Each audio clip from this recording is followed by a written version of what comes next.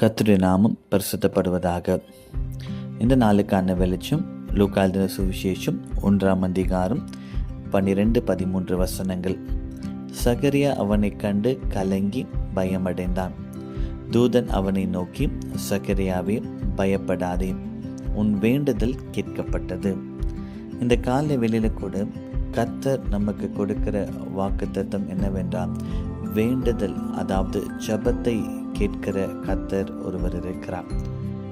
இங்கு சகரியாவும் எலிசபெத்தும் தேவனுக்கு முன்பதாக பரிசுத்தவான்களாய் இருக்கிறார்கள். கர்த்தரே இவர்களை குறித்து நீதிமான் என்று சாட்சி கொடுக்கிறார். அப்ப நீதிமான் என்று பெயர் பெற்ற அவருடைய வாழ்க்கையில கூட ஒரு குறை இருந்தது. அவருக்கு வயது சென்றவர்களாய் இருந்த பொழுதும் அவங்களுக்கு என்ன இல்லை, பிள்ளை இல்லாமல் இருந்தார்கள்.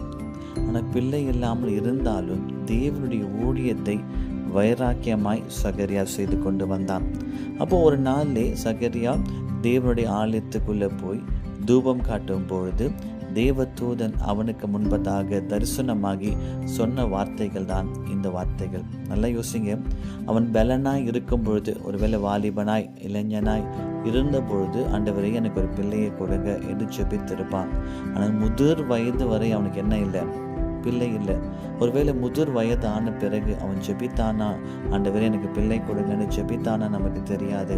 ஆனால் அவன் இளம் வயதில், வாலிப வயதில், ஆண்டவரே எனக்கு ஒரு பிள்ளையை கொடுங்க என்று கேட்ட ஜெபத்துக்கு பல ஆண்டுகள் கரைத்தும் என் கர்த்தர் பதில் கொடுக்க உண்மை உள்ளவராய் இருக்கிறார். அப்போ அவங்களுடைய வாழ்க்கையில் பாருங்க, நீதிமானாய் இருந்தார்கள், தேவனுடைய ஆலயத்தை ஊழியம் செய்கிறவராய் இருந்தார்கள். இருந்தாலும் அவனுடைய வாழ்க்கையில ஒரு குறைவு இருந்தது. ஒருவேளை இந்த காலை வேளையில உங்களுடைய வாழ்க்கையில குறைவின் மத்தியில் இருப்பீர்கள் என்றால் கர்த்தரை சார்ந்திருங்கள். என அதே லூக்கா 1ஆம் அதிகாரம் 25ஆம் வசனத்துல சொல்லுகிறது, அவர்கள் தேவ தயவை பெற்றார்கள். அப்போ தேவ தயவு என்னுடைய வாழ்க்கையில் என்ன கொண்டு வருமா? அற்புதத்தை கொண்டு வரும்.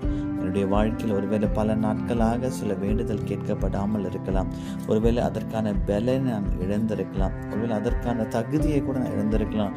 ஒருவேளை ஆண்டவரே காலம் கடந்து விட்டது, இனி எனக்கு நடக்காது என்று இந்த கால வேளை இருப்பீர்கள் என்றால் கர்த்தருடைய தயவு உங்களுடைய வாழ்க்கையில் அற்புதத்தை செய்யும். நீங்கள் தயவை சார்ந்திருங்கள், கர்த்தருடைய தயவை சார்ந்திருங்கள். உங்கள் விண்ணப்பம் கேட்கப்பட்டது, கர்த்தர் அற்புதத்தை செய்வார். அன்பின் பரலோக பிதாவே, நாங்கள் ஆராதிக்கிற தேவன், விண்ணப்பத்துக்கு பதில் கொடுக்கிற தேவனாய் இருக்கிறபடியால் உமக்கு நன்றி. இந்த காலை வேளை கர்த்தர் விண்ணப்பத்துக்கு பதில் கொடுப்பீராக. இயேசுவின் நாமத்தில் பிதாவே, ஆமேன், ஆமேன். கர்த்தர் நம்மை ஆசீர்வதிப்பாராக. ஆமேன்.